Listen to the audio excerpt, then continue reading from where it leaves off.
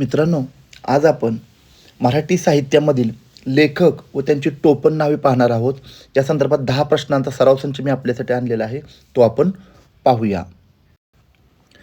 प्रश्न क्रमांक 1 आहे, कुसुमाग्रज हे टोपण नाव कोणाचे आहे?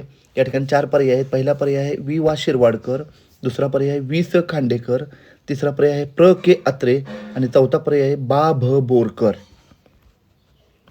बरोबर उत्तर आहे वि वा शिरवाडकर. दुसरा प्रश्न आहे, बालकवी या नावाने खालीलपैकी कोणते कवी ओळखले जातात?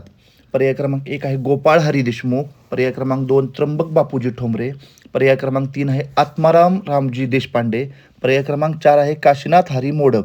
तर बरोबर उत्तर आहे त्र्यंबक बापूजी ठोंबरे, पर्याय क्रमांक 2. तिसरा प्रश्न आहे, लोकहितवादी हे टोपण नाव कोणाचे आहे? पहिला पर्याय आहे महादेव गोविंद रानडे, पर्याय क्रमांक 2 ज्योतिराव फुले, पर्याय क्रमांक 3 गोपाळ हरी देशमुख आणि पर्याय क्रमांक 4 धोंडो केशव कर्वे. याचे बरोबर उत्तर आहे गोपाळ हरी देशमुख. पुढील चौथा प्रश्न आहे, केशवसूत म्हणून कोणाला ओळखले जाते? पर्याय क्रमांक 1 कृष्णाजी केशव दामले, पर्याय क्रमांक 2 केशव कुमार, पर्याय क्रमांक 3 आहे प्रल्हाद केशव अत्रे आणि पर्याय क्रमांक 4 आहे विनायक जनार्दन करंदीकर. तर याचं बरोबर उत्तर आहे कृष्णाजी केशव दामले. केशवसूत म्हणून कृष्णाजी केशव दामले यांना ओळखले जाते. पुढील प्रश्न आहे, प्रल्हाद केशव अत्रे यांनी कोणत्या टोपण नावाने कविता लिहिल्या? केशवसूत, बालकवी, रेंदाळकर आणि केशव कुमार असे 4 पर्याय आहेत. बरोबर उत्तर आहे केशव कुमार. प्रल्हाद केशव अत्रे यांनी केशव कुमार या टोपण नावाने कविता लिहिल्या. पुढील प्रश्न आहे, अनिल हे टोपण नाव खालीलपैकी कोणत्या कवीचे आहे? नारायण सूर्यजीपंत ठोसर, आत्माराव रावजी देशपांडे, ग दि माडगुळकर आणि वसंत कानेटकर.